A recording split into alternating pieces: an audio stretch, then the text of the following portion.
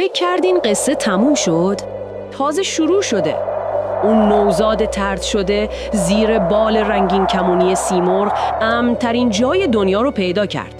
زال دور از چشم آدم‌ها با جوجه‌های سیمرغ قد کشید و شد پادشاه کوهستان. اما پایین کوه داستان فرق داشت. سالها گذشت و سام جهان پهلوان ایران زیر بار عذاب وجدان پیر شد.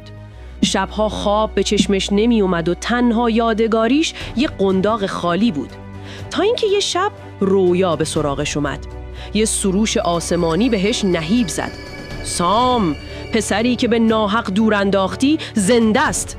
پاشو پیداش کن. سام مثل برق از خواب پرید و با تمام سپاهش به سمت البرز تاخت. اما وقتی رسید، کوه مثل یه دیوار سنگی صاف راهش رو بسته بود. هیچ راهی به قله نبود. بزرگترین پهلوان تاریخ اینجا جلوی عظمت خدا به زانو در اومد و دست به دعا برداشت. یعنی سیمرغ صدای پشیمونی این پدر رو میشنوه. قسمت بعد، لحظه دیدار.